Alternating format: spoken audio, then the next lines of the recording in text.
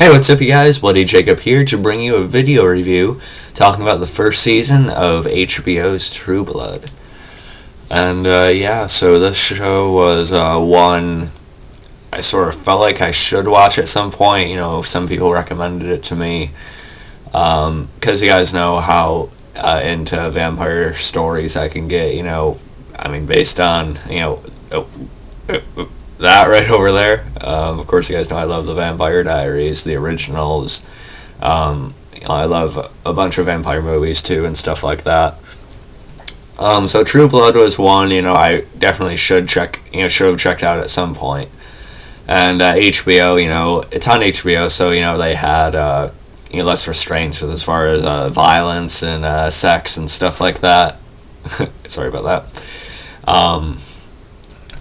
But, it doesn't always make or break a show either because, like Vampire Diaries doesn't really have any, sex scenes. It has, implied scenes that, lead to that.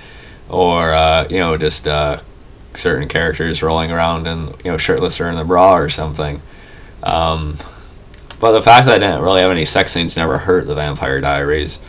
And a lot of people say that's what True Blood's all about, so it's the fact that they can show more of those sex scenes and stuff like that. That's not really what makes up the show, at least in the first season that I looked at. How overall do I feel about the first season of True Blood? It was okay. I wanted to like it, I really did. Obviously, it did draw my interest, at least a certain degree, because I ended up watching 3 or 4 episodes in a day for the last couple of days I was finishing up the season. So obviously, I had to, draw some of my interest in order for me to do that. So I won't say I was completely uninterested or anything like that. But overall, I felt like the first seasons, the stories sort of fell a little bit flat in the end. Just kind of ran to a finish. Almost had something, then just kind of, okay. Sort of like that. There were parts of the season that I did find pretty interesting. I particularly liked when Bill was taken to be, or to find out what his punishment was going to be for, killing another vampire in defense of a human. Of course, that human being Sookie. So I did like one of the higher ups he had to meet there. I like that dynamic. I like the dynamic between him and Eric, and I kind of want to find out more about the history between the two of them. But first, before I get into more specifics of the story this season, just a general setup for True Blood. Most of you, probably all of you, probably already know what it is, know the general basis for it all and stuff like that. But I'll explain it to you anyway. Basically, it's been about 2 years since vampires have really, come out of their coffins or, come out of hiding and stuff like that. So the show is unique in the fact that, vampires are known to the general public now. They're, a part of the story is not going to be Bill having to hide what he is every 2 seconds or something like that, So it's not a big secret to anyone. As soon as he walks into the bar, it's like, oh, who's that new vampire and stuff like that. And of course, there's also politics going on between the vampires and humans. Vampires actually trying to get equal rights, respect, things like that. So it's definitely a different concept that we haven't really seen too much of before, or at least not on TV anyway. So I do like that part of it. I'll give it credit with that. And of course, along with that, you have your supporters, and then the people who are just completely against it. You have your people who, as far as they go as far as wanting to have sex with vampires, they pretty much get off on it. It's pretty much a new fetish to have sex with one. And then you have, on the complete opposite end, people who just completely hate them and don't believe that they should have anything that they do and just want to kill them, and it's basically a new racist thing.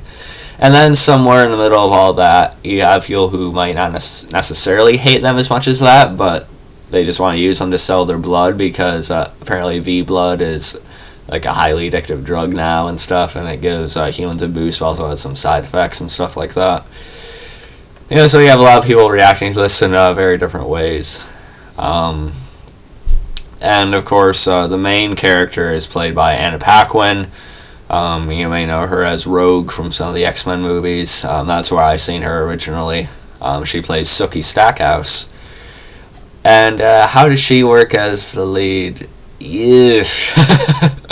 I'll be honest, I don't really like her. Not that it's Anna Paquin's performance necessarily. She's okay, I guess, in the role.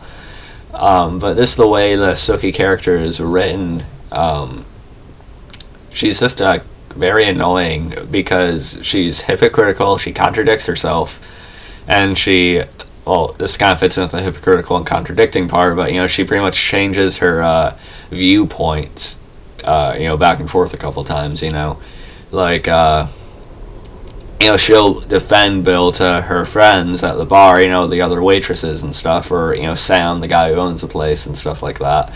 She'll defend Bill, defend his ways, say he's not one of them. But as soon as Bill has to be involved with other vampires at all, she pretty much just turns on him and just puts him down for any association he might have.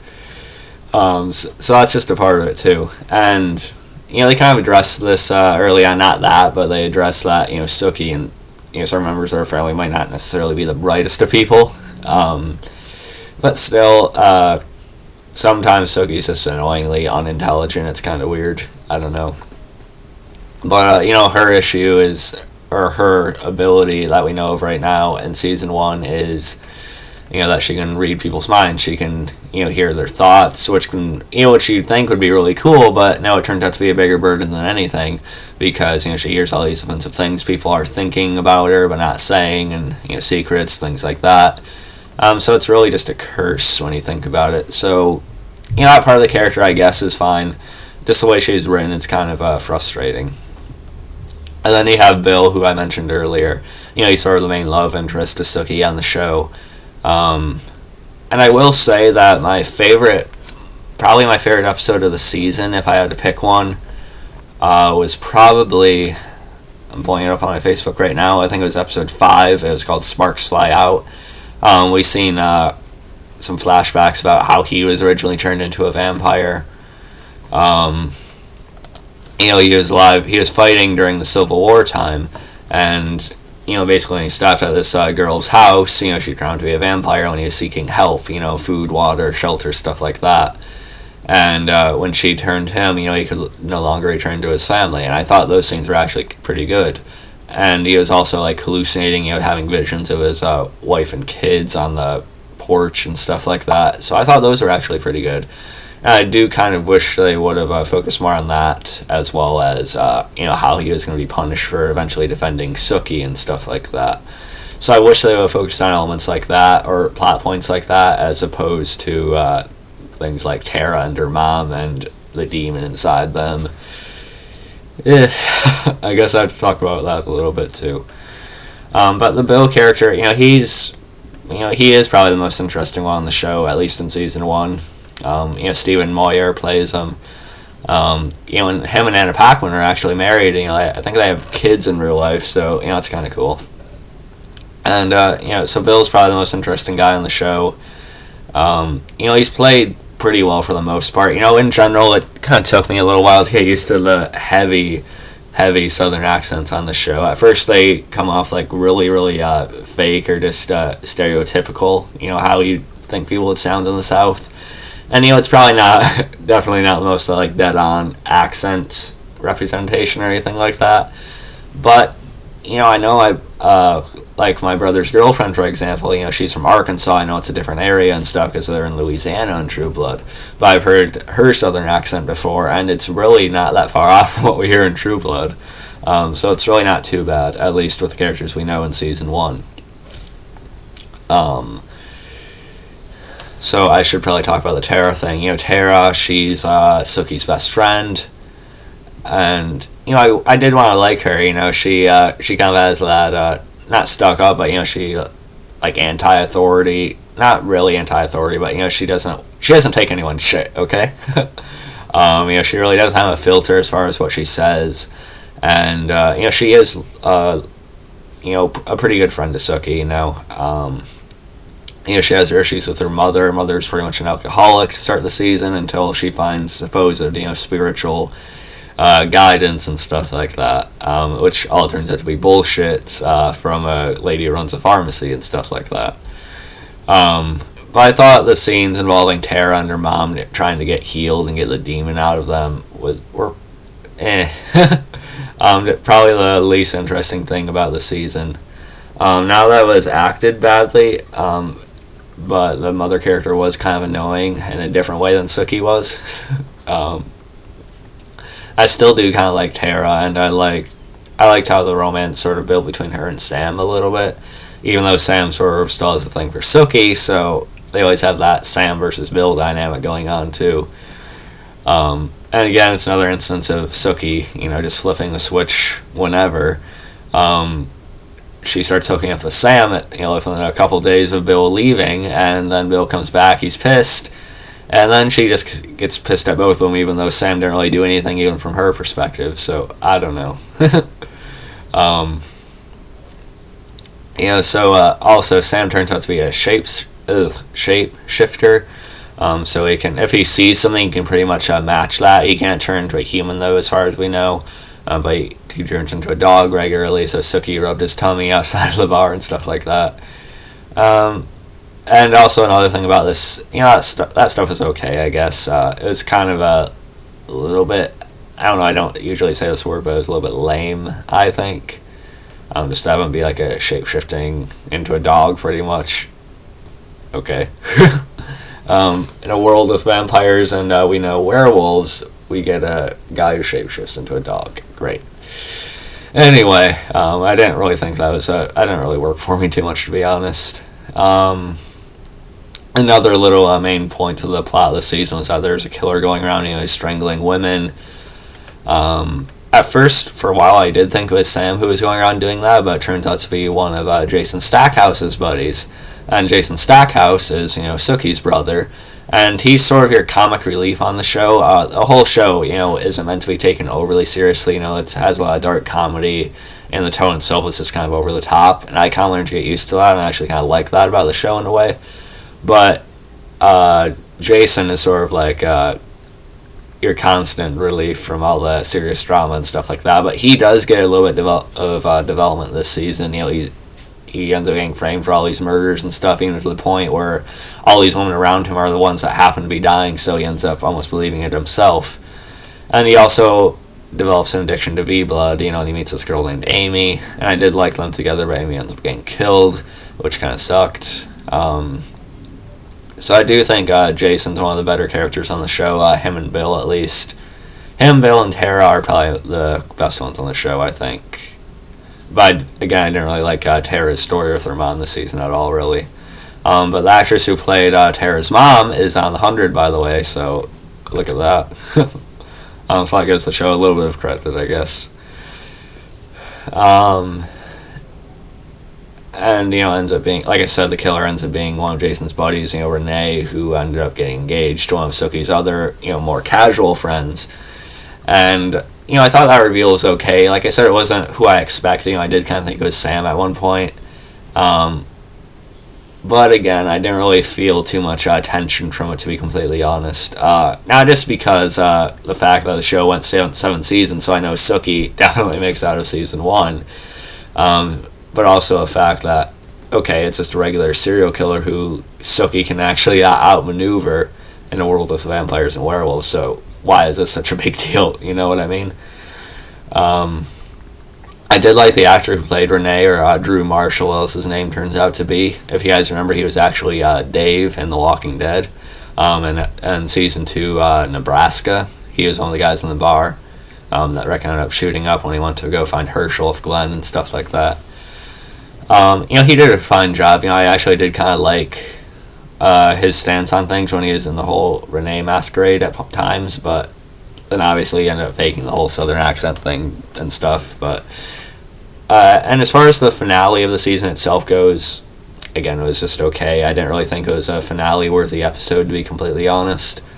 I I did like the fact that we've seen Bill, how far his love for Sookie actually went, him actually rising up and walking through the sun just to try and help her. I thought that was actually a really cool scene, seeing him burning up just a completely black crisp as he went to go and help her, which might have been stupid on his part, but because even if he got to her before he actually went down, he probably would have been pretty weak in a way.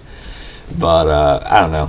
I still thought that was a pretty cool shot, the whole sequence and stuff. And Sam ends up interfering, and that gives Sookie a chance to basically shove a shovel into Drew Marshall's neck. So that was fine. So overall, those are my thoughts on the plot points of this season. Also, Jason and Amy end up taking a vampire captive for the Bibla and stuff. Jason ends up sympathizing with them. They have some interesting conversations. Vampire says Amy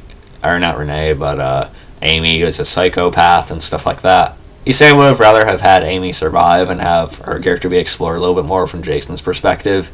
See how she really would have turned out to be. Because I did think she had a genuine love for Jason, but I don't know. We'll never know. Overall, I thought the first season was decent. Had some points I did actually like, the whole Bill flashback thing, and I'm guessing they show more about that later on. I kind of hope his maker's still alive, actually, because I'd like to see that dynamic. And also, I almost forgot to mention Deborah Ann Wall. She's on the show, too. She plays Jessica. She's introduced within the last couple episodes or so in the season. She ends up being Bill's punishment, and he has to, kill and turn a human into a vampire. And she doesn't turn out like they thought at all. She's all energetic. She's immature as a newborn vampire. She's really annoying and hard to control, even when Bill tries to get Eric and Pam to take care of her. Eric, and Pam, they have ownership of this vampire bar called Fangtasia, which we see a couple times on the show in the season.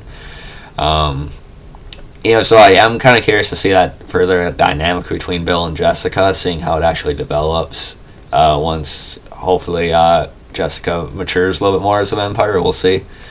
But I don't know if it's enough to really make me want to watch another season. We'll see about it. But as I tried to say before, overall, I thought it was an okay season. I wasn't really amazed by anything. I wasn't necessarily impressed. There were some things I liked, but the same things I liked weren't focused on as much as things I just thought were okay or just no good. So while I watch season 2, maybe, I watched a season 2 trailer last night. It looked kind of stupid, to be honest. I don't know. And I hear as the seasons go on, this gets worse and worse, and the ending sounds like it was pretty terribly received. But I don't know if it would be worth it to go on or not. Let me know what you guys think.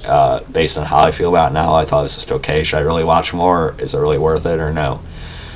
But so I hope you guys enjoyed this video. Let me know what you think about True Blood, Season 1 specifically. No spoilers, please. If I do choose to continue, I don't want to know anything else. More than I already do anyway.